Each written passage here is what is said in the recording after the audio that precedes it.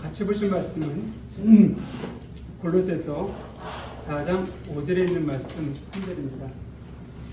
신약성경 327페이지입니다. 골로새서 4장 5절 짧으니까는요 같이 한번 읽어보도록 하겠습니다.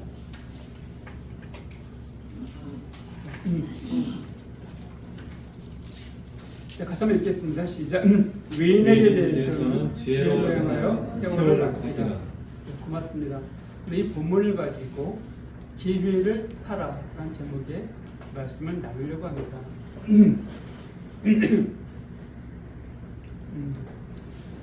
어느덧 올해 23년도에 마지막 주를 맞이했습니다. 해마다 이렇게 마지막 날이 되어지면은 한 해를 좀 돌아보게 되어지고요. 또 사람이니까 또 그럴 수 있다 여겨지는데 내가 어떻게 살아왔는지 생각하게 되어지고 또 새로운 계획들을 세우게 됩니다. 또 교회를 또 돌아보면서도 죄송합니다. 제 자신 또한 교회를 섬기면서 교회를 돌아보면서 이 한 해 과연 하나님께서 이 교회를 바라볼 때 기뻐하실 만한 것이 있었는가, 어떤 열매가 있었는가라고 돌아보기도 합니다. 참 그럴 때마다 이 교회를 돌아볼 때마다 참 예전에 참 누가복음을 읽으면서 가졌던 그런 마음을 갖고 참 두려운 마음 가운데 돌아보게 되어집니다. 누가복음 13장에 보게 되면 같이 한번 좀 살펴볼까요? 누가복음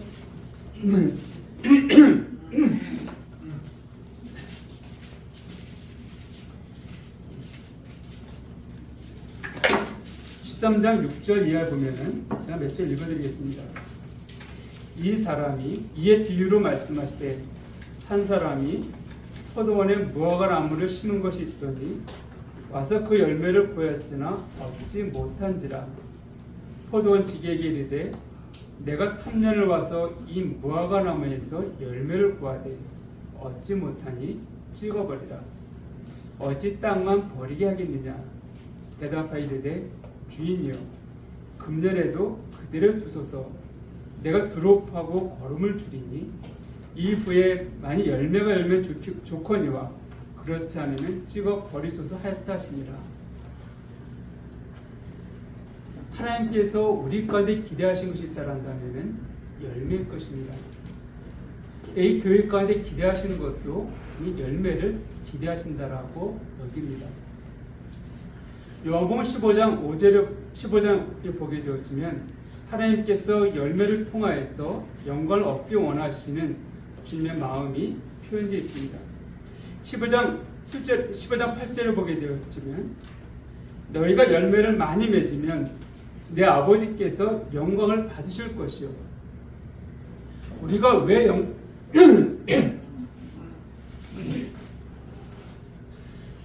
열매를 많이 맺어야 되는가? 하나님께 영광이 되기 때문에 그렇습니다. 또 우리 개인의 삶에 있어서나 이 교회로 봐서나 참 많은 열매를 통하여서 하나님께 영광을 돌려드리는 것이 마땅하다고 여깁니다. 그런 면에서 볼 때 코로나가 끝나고 처음 맞이했던 이 한 해, 참 작지만은 한 명의 영혼이 구원받고 침례에 순종하는 것들을 경험했었고요. 또 구도자가 계속 연결되어져 있는 것들에 인하여서 감사가 됩니다.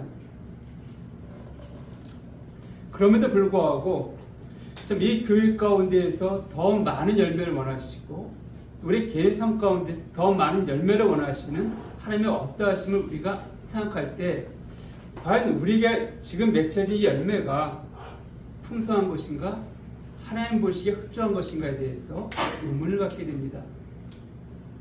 그러면 다시 한번 우리가 새해를 바라보면서 이 한 해를 마무리하고 새해를 바라보면서 우리 가운데 더 많은 열매를 얻기 원하는 그런 마음입니다. 근데 우리가 열매를 얻기 위해서는요, 농부가 애쓰고 수고해야 됩니다. 가만히 있는다라고 결국 열매가 맺지 않습니다. 농부가 씨를 뿌리고 가꾸고 애쓴 결과로 열매가 맺히게 되죠. 그래서 그 맺히는 것들은 씨를 뿌린다고 바로 되는 것이 아니라 시간이 지나고 일정 시간이 지나고 나서 상황이 다 맞아지고 나서야 열매를 맺습니다. 다시 말하면은 물이 있어야 되고 또 적대 햇빛이 내줘야 되고 또 환경에 맞아야 되고 기온도 맞아야 되고 이런 것들이 다 이루어졌을 때 거기에 합당한 열매가 맺게 됩니다. 혹시 여러분 가운데 축구에 대해서 다 아실 겁니다. 좋아하시는 분도 있고 좋아하지 않는 분도 있다 여겨지는데 잠깐 축구 예를 든다고 한다면 축구는 골을 많이 넣는 팀이 이깁니다. 골을 넣기 위해서 많은 선수들이 11명의 선수들이 같이 열심히 조직화된 훈련을 통하여서 어떻게 패스를 하고 어떻게 할 것인지 연습을 합니다.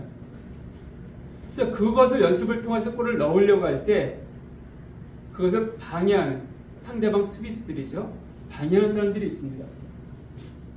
축구에서 골을 넣을 때 많은 골들이 터지지 않습니다. 이것은요, 기회가 많지 않다는 거예요.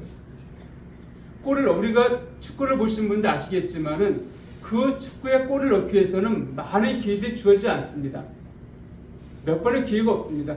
90분 내내 열심히 공을 쫓아서 움직이고 수고하지만은 기회가 많지 않습니다. 그 기회를 살려서 골을 넣는 팀이 있게 되어 있습니다.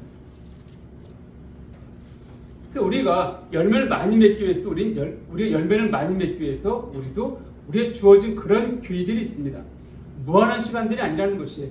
무한한 기회가 우리에게 주어져 있지 않기 때문에 우리에게 주어진 그 기회를 잘 활용해야 됩니다. 오늘 세월을 아끼라라고 지금 말씀드렸는데 오늘 본문이 외를 향하여서는 세월을 아끼라, 때가 악하니라 말씀드렸는데 여기 세월을 아끼라 이것의 원어를 보게 되어지면 즉 원어를 직역하면은 기회를 사라 이런 의미입니다. 근데 오늘 이 세월을 아끼라 이 말씀이요 골로새서 4장만이 아니라 에베소서 5장에도 기록되어 있습니다. 우리 에베소 5장을 한번 볼까요?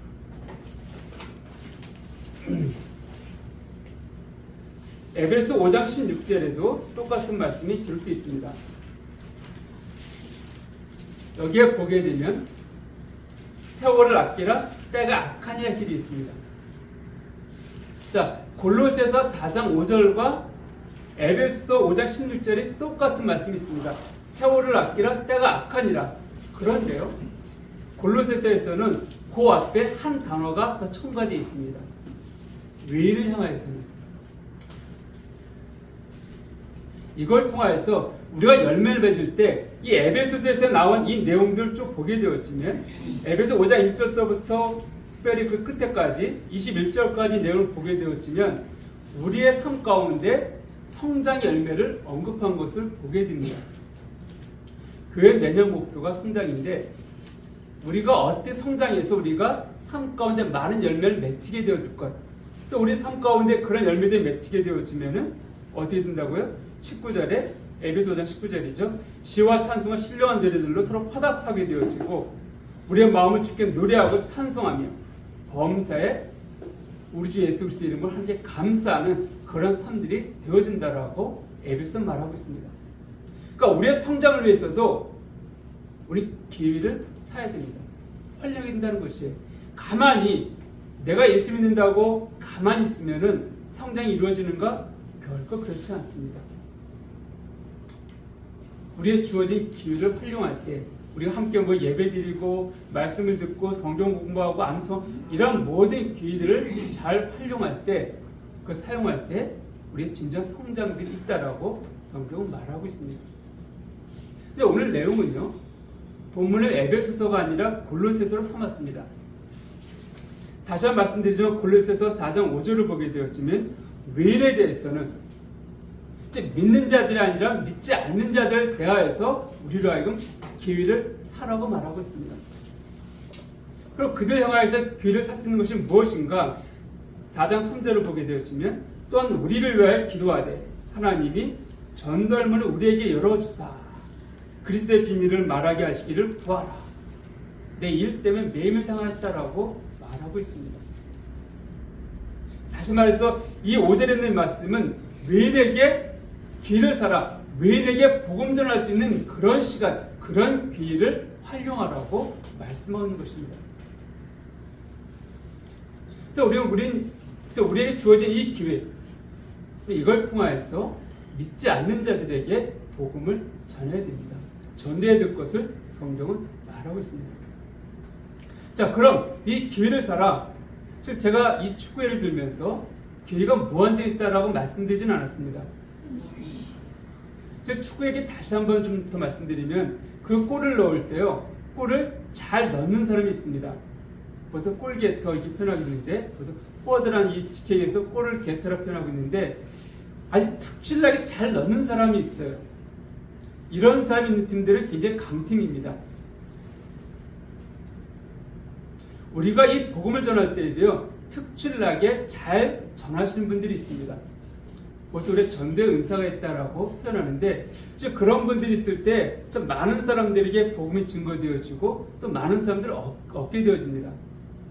즉 이 골을 잘 넣는 사람은요, 똑같은 기회가 주어졌을 때 거의 골이 들어갈 수 없는 그런 상황과 환경 가운데에서도 참 묘하게 골키퍼가 잡을 수 없는 곳으로 구름을 차서 골을 넣습니다.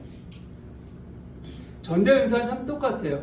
똑같이 사람을 만나도 자 그들을 보게 되어지면 참 놀랍게 그 상대방의 마음을 얻어서 복음을 전하는 것들을 보게 됩니다. 근데 항상 그런 사람들만 골을 넣는 것은 아니죠. 또 그런 사람이 골을 잘 넣는다 하더라도 그가 골을 넣기 위해서는 무엇이 필요합니까? 그에게까지 공이 전달되어야 됩니다. 이것이 우리가 기회라고 말하는 거예요. 즉 우리가 한 영혼을 얻기 위해서는요, 우리가 이런 분을 만날 때가 있습니다. 나는 아무리 전도하려고 해도요, 아무리 예수 믿으려고 하고 아무리 교회를 데리고 오려고 하더라도 오질 않습니다. 난 참 전도의 은사가 없습니다. 은사가 없을 수 있어요. 그러나 내가 애써봤댔자 결코 사람들이 내 말을 들으려고 하지 않습니다. 그러니까 나는 포기하고 싶습니다. 굳이 내가 전도하려고 하지 않습니다. 우리 전도하려고 했다가 관계만 나빠졌습니다. 이런 말을 들을 때가 없잖았습니다. 근데 고린도전서 1장에 보게 되어지면 사도 바울은 뭘 말하고 있습니까? 3장에 보게 되어지면 3장 5절 6절입니다. 나는 심었고 아볼로는 물을 주었을 때 오직 하나님께서는 자라나게 하시니 그런즉 심는 이나 물 주는 이는 아무것도 아니는데 오직 자라게 하신 이는 하나님뿐입니다. 자, 아볼로, 이 사도 바울은요, 나는 심었다고 했습니다. 그리고 아볼로는 물을 주었다는 것이에요. 근데 누가 자라게 한다고요? 누가 생명을 나오게 한다고요? 하나님이라는 거예요. 비록 내가 예수 믿으라 했던 그 한마디 때문에 상대방이 구원받지 않는다 하더라도, 내가 예수 믿다 그 한마디 때문에 상대방이 교회 나오지 않는다 할지라도, 비록 지금은 그가 거부했다 할지라도 그 뒤에 아볼로 같은 사람이 그에게 물을 주기 시작합니다. 그리고 때가 되어지면 하나님께서 그게 떨어졌던 들려졌던 그 복음의 씨를 자라게 하시는 거예요. 열매를 맺게 하십니다. 구원은 하나님의 은혜입니다. 우리는 그 하나님의 은혜의 통로이고 전달자일 뿐이에요. 그러니까 내가 전했기 때문에 상대방 반응이 없습니다. 그것이 헛된 수고가 아니라는 것을 아시기 바랍니다. 그렇게 완고했던 사람이 내가 전하고 또 다른 사람이 전하고 계속 2번, 3번 부딪히다가 어느 순간 가운데 하나님께 그의 마음을 여시고 하나님께 나오게 하는 것들을 듣게 되어집니다. 우리 모두가 지금 구원받은 사람이라고 고백하고 있지만 내가 구원받았을 때 내 스스로 하나님께 나온 사람은 없습니다. 내가 잘난 사람 믿은 것 같지만은 실제로 나를 위해서 기도해줬던 그 많은 사람들이 있습니다. 내 이름을 불러가면서 기도했던 그 영혼들, 내게 예수 믿으라 말했던 그 많은 사람들, 그들이 있었기 때문에 어느 순간 우리가 하나님 믿게 되는 거예요. 우리 역시 마찬가지입니다. 내 말 때문에 그건 지금 나오지 않는다 할지라도 내 말 때문에 그가 지금 믿지 않는다 할지라도 우리 애씀과 수고를 거둬들일 이유가 없다는 거예요. 구원은 하나님 전적인 역할이 의미입니다. 단지 나는 전달자일 뿐이에요. 그러니까 우리 애씀을 멈추지 마십시오. 비록 내가 골게터처럼 골을 잘 못 넣는다 할지라도 거기 그 사이 골을 넣을 수 있도록 전달하는 그 역할을 할 수 있지 않습니까? 우리 그 역할을 만족히 할 수 있습니다. 그러다가 은혜가 베풀어지면 나를 통해서 그 복음을 들 수 있다는 거예요. 자, 그럼 교회를 사기 위해서 어떻게 우리가 교회를 사야 되는가? 우리가 왜 교회를 사야 되는가? 그 첫 번째는요, 우리의 생명은 유한하기 때문에 그렇습니다. 무한한 생명이 아니에요. 다시 말하면 우리가 살 수 있는 시간들은 정해져 있기 때문에 그렇습니다. 그러니까 내가 살 수 있는 그 시간 동안에 그 시간만큼밖에 우리는 복음을 전할 기회가 없다는 거예요. 제가 언젠가 그 어느 신문에 나온 글을 보니까 사람의 몸을 잘 관리하면은 120살까지는 건강히 살 수 있다라는 그런 글을 본 적이 있습니다. 그러고 보니까는 제가 어렸을 때만이라도 60대여지면은 완전히 노인이었습니다. 거의 일할 수 있는 위치가 아니에요. 그냥 햇빛에 앉아서 경로당에 가서 이런 그냥 파트너 치고 이런 나이였었지 뭐 생산적인 활동을 한다? 전혀 기대할 수가 없었습니다. 근데 지금 60 하면은요 젊은이라고 그러죠. 젊은이라고 그럽니다. 우리 모친님이 계시지만은 80 넘었지만 얼마나 건강하세요. 잘 다니십니까? 좀 참 보면 참 행복해요. 그러니까 120살까지 산다는 거 결코 제 주변에서 이제 함께 가신 분들 얘기 들을 때 얼마 전 어느 이렇게 모친님이 중계 가셨는데 100세에 가셨다고 합니다. 그러니까 요즘 90세 가시는 게 보통 90세 정도 되셔야지만이 이제 하나님께 갈 때가 조금 됐다?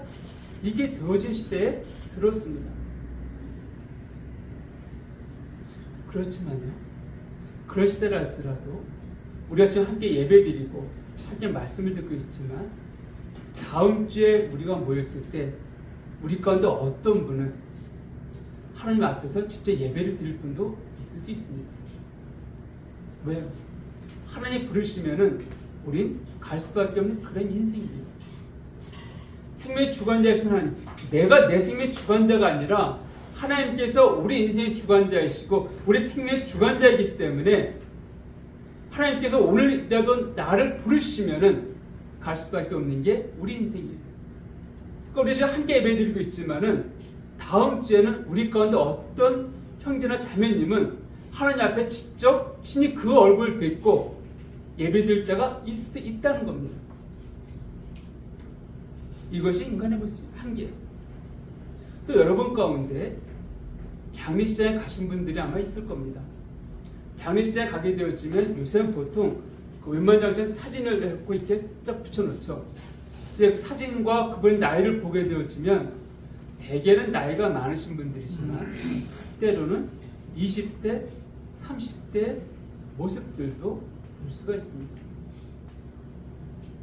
우리가 보기에 젊다, 저렇게 젊은 사람이 하는데 그들도 하나님의 부르심을 받고 가는 사람들이 있다는 거예요.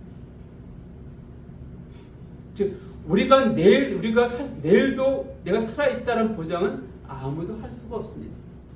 그렇기 때문에 오늘이나 이 시간 가운데 내가 복음을 전해야 될 그 상대방이 있다 한다면은 우리는 내일로 미루지 말고 내일 하면 되지, 다음 주 하면 돼, 이게 아니라 하나님께서 내게 부담을 주신다라고 하면은 우리는 그 부담을 주자 지금 바로 지금이나 그 시간 가운데 그에게 복음을 전해야 합니다. 내일이 없다는 거예요. 또한 나만이 아니라 내가 복음을 전하기 원하는 상대방이 있습니다. 그들 역시 내가 다음 주에 가고 다음 달에 갈 때까지 이 땅에 살아있다라고 누가 보장할 수 있겠습니까? 일반적으로 봐서는 당연히 아직 젊으니까는 살아있는 게 마땅하다 여길 수 있습니다. 그러나 일반적인 상황이 아니라 특수한 상황. 좀 전에 말씀드렸지만 우리가 가끔 뉴스를 보게 되어지면 갑자기 멀쩡히 편의점 앞에서 차 한잔 마시려다가 음주운전차에 치여서 죽으셨다는 소식을 듣기도 합니다. 30대, 40대가 횡단보도 건너가다가 차량 사고로 죽었다는 얘기도 듣게 됩니다. 죽음은요, 굉장히 멀리 있는 것 같으면서도 굉장히 가까이 있다는 거예요. 그래서 우리 그가 내가 갈 때까지 살아있으라는 보장은 결코 할 수 없습니다. 그렇기 때문에 내가 오늘이란 이 시간 가운데, 아직 내가 호흡하고 있는 이 시간 가운데 우리는 그들에게 복음을 전해야 합니다. 그러니까 지금이 기회라는 것이에요. 성경은 말합니다. 지금이 은혜의 때로, 지금이 구원의 날이라고 성경은 말하고 있습니다. 내일을 미루지 마십시오. 오늘 주님께서 부담을 주신 그 영혼이 있단다면 오늘 무릎을 꿇고 오늘 가기 원하시는 그 영혼이 있으면 오늘 찾아가십시오. 두 번째로 우리가 길을 사야 되는 것은 때가 악하기 때문입니다. 물론 이 때가 악하다는 것은 우리가 이 말씀을 볼 때에는 복음을 전하기가 점점 어려워지는 이러한 사항들을 우리 가운데 알려주고 있습니다. 실제로 그렇습니다. 시간이 갈수록 사람들의 마음이 강팍해집니다. 저도 제가 70년대에 주님 만났고 구원받고 80년대부터 복음을 전하기 시작했습니다. 근데 80년대에는 좀 많은 사람들을 얻었습니다. 근데 90년대, 2000년대 가면 갈수록 사람들의 마음이 닫혀지기 시작합니다. 복음을 전하는 게 어려워졌어요. 제가 언젠가도 말씀드렸지만 그 당시에는 버스를 타고 가면서 전도하고 해도 거부하지 않았습니다. 받아들였어요. 지금은 그렇지 않습니다. 때가 악하기 때문에 그렇습니다. 근데 이 때가 악하다는 것은요, 그럼 뭘 의미합니까? 주님의 오심이 이제 가까이 왔다는 것을 우리에게 알려주고 있습니다. 우리가 그냥 생각하기에는 참 주의 이론적으로 머릿속으로는 지식으로다가는 주님이 곧 오실 거야라고는 생각하면서 쉽게 넘어갈 때가 있습니다. 우리가 진지하게 하나님의 말씀을 살펴본다 한다면은 그 오심들이 너무 가까이 와 있다라고 우리 전율을 느낄 수밖에 없습니다. 마태복음에 보게 되어지면 주님께서 마지막 때의 모습에 대해서 언급하신 것들을 우리가 보게 되어집니다. 물론 이 내용들에 대해서 7년 대환란 때의 내용들로 우리가 일반적으로는 말하고 있습니다. 마태복음 24장 보게 되었으면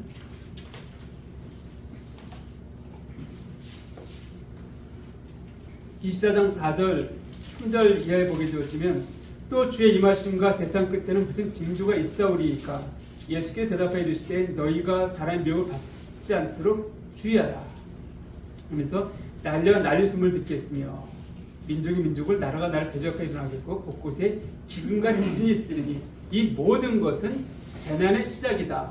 그래서 7년 대환란 때 들어갔을 때 모습을 언급한다라고 말하고 있습니다. 그런데요, 갑자기 이런 상황이 생기지 않는다는 거예요.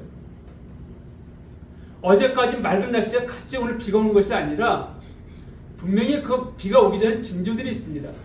이 환란에 들어가기 전에 이런 징조들이 나타난다는 거예요. 그러니까 이런 모습들이 이 환란 때와 비교할 수는 없지만은 그러나 그 환란에 들어가기 전에 이런 징조들이 있을 것들을 우리는 염두에 둬야 됩니다. 올해 한번 돌아보십시오. 이 지구 가운데 얼마나 많은 재난들이 있었는가. 누가 보면 전염병까지 언급되어 있지만은 코로나가 끝났지만은 새로운 질병이 출현할 것에 전염병이 출현할 것에 대해서 학자들은 경고하고 있습니다. 그리고 예수님을 믿지 않는 자들이 할지라도 이 지구가 이 상태에서는 결코 오래 갈 수 없다라고 말을 하고 있습니다. 세계 평균 기온이 올랐다고 하죠. 100년 새에 1.7도 올랐다고 했는데 그 오른 0.1도만 올라도 세상에 엄청난 재앙들이 시작되어집니다. 사막이에요. 중동 지역의 사막에 비가 아니라 눈이 왔습니다. 눈이 쌓였어요. 이게 2주 전인가? 2, 3주 전이었습니다. 눈이 쌓였어요. 그리고 1년에 비가 50mm도 안 오던 그 지역에 하루 만에 300mm가 옵니다. 이해할 수 있을까요?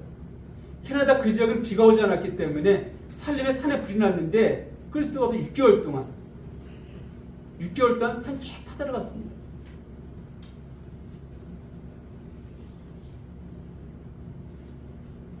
우리나라에도 그런 재앙들, 여름에 무척 덥고 얼마 전까지 따뜻했다가 갑자기 추워지고 이런 것들을 경험을 했습니다.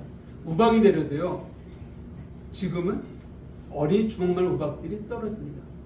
차에 유리창이 깨질 정도의 우박들이 떨어지는 그런 시기입니다. 학자들은 기상이변이다 말합니다. 이게 기상이변이에요. 근데 그 결과가 무엇입니까? 결과 기근입니다. 기상이변은요, 필연코 기근으로 연결되어집니다.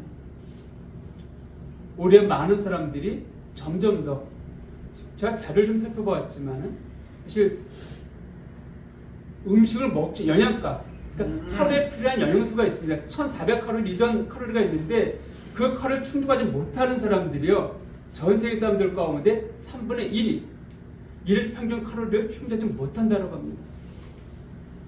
우리는 남아돌고 있죠, 지금. 어느 지역은 그렇게 되어지는 거예요. 그 인구가 늘어나고 있습니다. 이 모든 것들이 마지막 때의 모습이라는 거예요. 그리고 종교적으로 봅시다.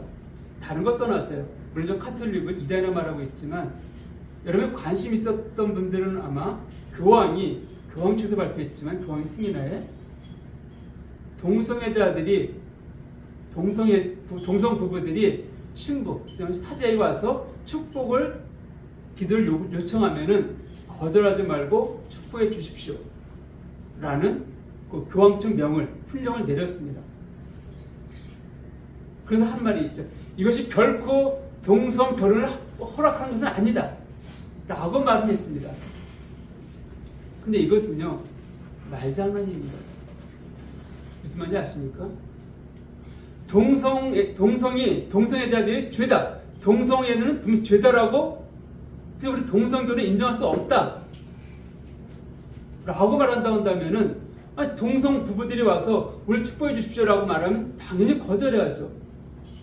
그래서 하나님은 모든 사람들에게 축복하시는 그런 은혜가 많으신 분이다. 사랑의 하나님입니다. 그래서 우리가 그런 자들이 축복을 요구할 때 거절할 이유가 없다. 이것이. 그럼 제가 이렇게 한번 예를 들겠습니다. 어떤 절도범이 있어요. 절도 10범이 되는 사람이 있어요. 툭 하면 절도죄로 들었다 나와요. 이 사람이 저한테 와서 갑자기 예를 들면 사역하고 있으니까 저한테 와서 말합니다.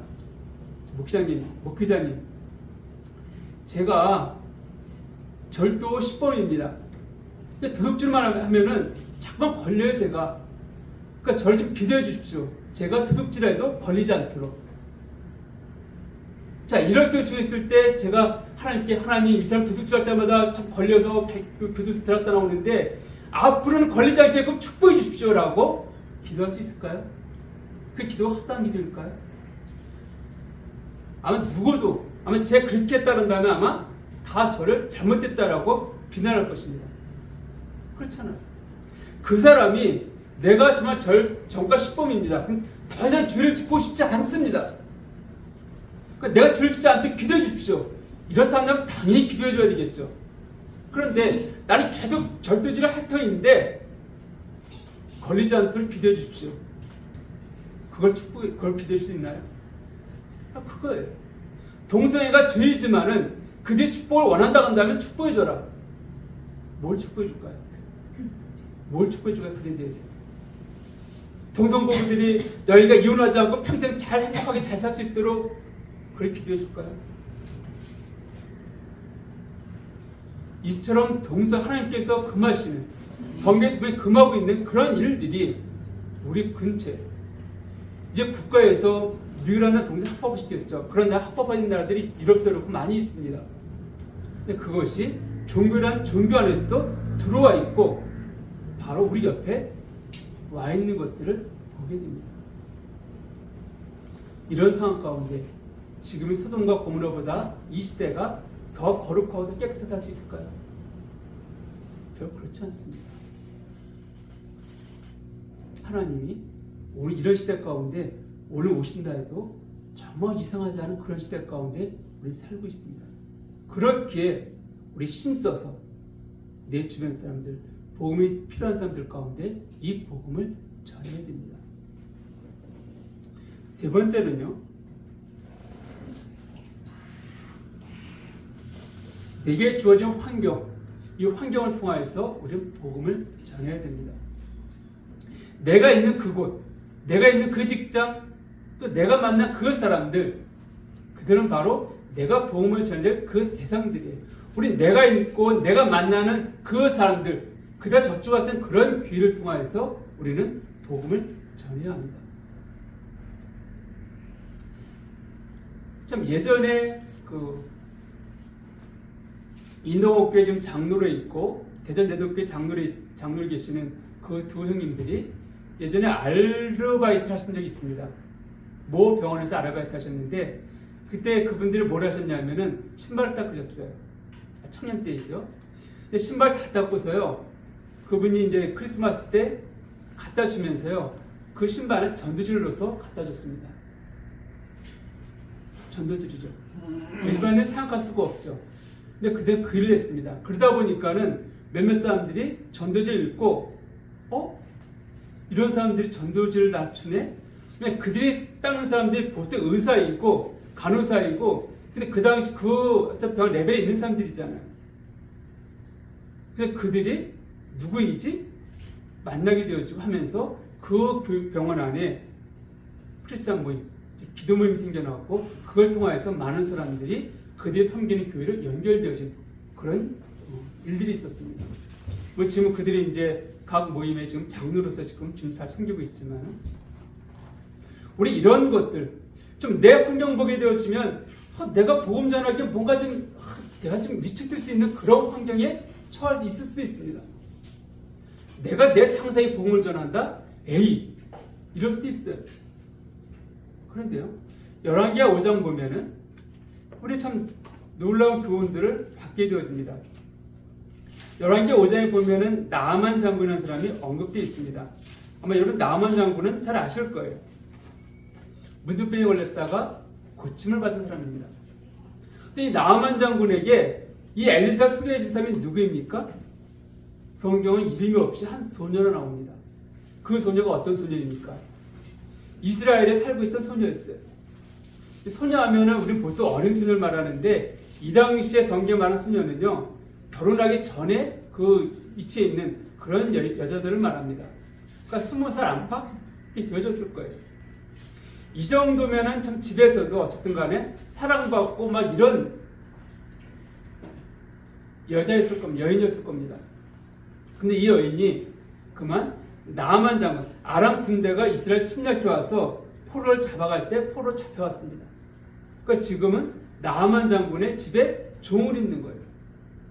엊그제까지만 하더라도 비록 내가 잘 먹고 잘 입지 못했다 할지라도 내 부모 형제와 함께 사랑받으면서 따뜻한 곳에 거하던 이 아가씨가, 이 처녀가 그만 포로로 잡혀와서 언어도 다르고 환경도 다르고 이런 낯선 곳에 와서 언제 어떤 일이 일어날지 모르는 정말 그 주인이 마음만 먹으면 오늘도 당연히 죽을 수 있는 그런 환경 가운데 처했던 이 소녀가 그 집 주인인 나아만 장군이 문득병에 드는 것을 알았습니다.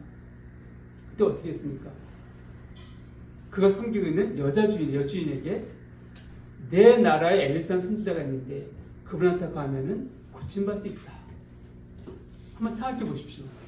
나를 잡아온 자, 그에 대해 어떤 마음이 들까요? 네가 나를 잡아오지 않았으면 나는 오늘 편안하게 내 부모와 함께 따뜻한 자리에 누워있을 수 있는데 네가 나를 잡아오기 때문에 내 인생이 완전 꼬였어. 내 인생을 망친 자야 너는. 너는 천벌로다가 문득병에 걸려 죽는 게 마땅해. 이럴 수 있지 않겠습니까? 아마 저라면 그랬을 것 같아요. 이 소녀는 그러지 않았습니다. 그 얘기를 했고 그 말을 들은 그 여자 아내가 남편이 된 나아만에게 말함을 통하여서 우리가 그 뒤의 내용을 알 겁니다. 나아만이 치료를 받고 하나님의 경배하는 모습들, 하나님 예배하겠다고 고백된 나옵니다. 전도가 되어질 거예요. 즉, 이 소녀는 자기가 당한 그 환경, 남들 보기엔 너무 불쌍하고 어려움에 처한 그 환경임에도 불구하고 내가 해야 될 역할들이 무엇인지 알았기 때문에 그를 행했다는 겁니다. 사도 바울도 마찬가지입니다. 오늘 4장 5절, 4장 3절 읽으면서 나의 매임이라고 제가 4장 3절을 보게 되어지면 또 우리를 위해 기도하되 하나님 전달문 우리에게로 주사 그리스도의 비밀을 말하게 하실 거라. 내가 이럴 때 매임을 당하였다 그랬는데 이 사도 바울이 쓴 서신이 많이 있지만 특별히 에베소서, 빌립보서, 골로새, 목기서신이라 말하고 있고 이 서신들은 언제 쓰여졌는가? 사도 바울이 로마의 감옥에 갇혀 있을 때였습니다. 감옥에 갇혀 있어갖고서 언제 죽을지 알지 못하는 이런 상황 가운데서 이 서신을 썼습니다. 그런데 빌립보서에 보면은 이런 고백이 나옵니다.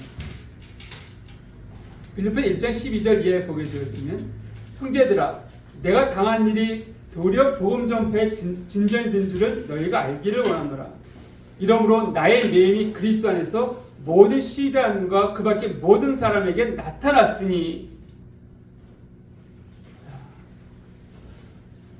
그 뒤에 보게 되어지면은 형제 중 다수가 나의 매임으로 말미암아 주 안에서 신뢰함으로 겁없이 하나님의 말씀을 더욱 담대히 전하게 되었다라고 언급되어 있는데 사도 바울이 갇혀 있는 감옥은요 일반적인 죄인들 갇힌 감옥이 아니라 정치범 수용소입니다. 즉 로마 황제에 의해서 갇혀져 있는 거예요. 그러니까 이 정치범 수용소에 갇힌 감옥은요 누가 지키는가? 아무나 지킬 수가 없습니다. 왜 세뇌당하면은 황제 반환시킬 수 있잖아요. 그러니까 정말 황제 충성스러운 황제 측근 중에 측근들만이 뽑혀서 이 감옥을 지키고 있는 거예요. 우리가 역사를 보게 될 때 이 로마의 황제 아내까지도 그리스도인이었던 것을 우리가 알 수가 있습니다. 그리고 로마 황제 측근들 가운데 많은 사람들이 예수 믿는 자인 것을 우리 교회에서 보면 알 수가 있습니다. 어떻게 그들에게 복음이 증거되어졌는가? 즉 로마의 핵심 멤버들은 이 기독교를 굉장히 배척했습니다. 근데 어떻게 그들에게 복음이 증거되어지고 심지어 황제 아내까지 예수를 믿게 되어졌는가? 우리 오늘 말씀을 통하여서 그 단초를 찾게 됩니다. 사도 바울은 감옥에 갇혀 있습니다. 근데 그들을 지키기 위해서는 누가 있습니까? 보초가 있어요. 사도 바울은 그 보초들에게 복음을 전했습니다. 그들의 핵심 멤버들이 아주 황제의 측근들이기 때문에 황제의 명예에 따라서 죽으면 죽기까지 하시는 그런 군사들임에도 불구하고 사도 바울과 오랜 시간 함께하면서 그의 복음을 듣고 그들이 구원을 받기 시작합니다. 그 복음이 시대안과 그 밖의 모든 사람이 나타났다 이렇게 언급하는 것이에요. 나의 매임이 시대안과 그 밖의 모든 사람에게 나타났다. 즉 사도 바울이 감옥에 갇혀 있는 것을 봤을 때 너무 불행하고 불쌍한 점 여겨졌지만 사도 바울은 오히려 그것을 기회로 활용했습니다. 그래서 오히려 황제 측근들에게 복음 전할 수 있는 그런 기회로 활용함을 통하여서 시대, 또 황제 측근들에게 그 복음이 증거되어졌다라고 성경은 말하고 있습니다. 이것이 우리가 어디에 있는 것은 또 내가 만난 사람들은 그저 오다 가다 만난 사람들이 아닙니다. 하나님 나로 하여금 이곳에 있게 하신 이유는 나로 이들을 만나게 하셨던 그 이유는 나로 하여금 그들에게 복음을 전하게 하시기 위한 하나님의 놀라우신 계획이 있다는 것을 우리는 아셔야 합니다. 그리고 그 기회를 활용해야 됩니다.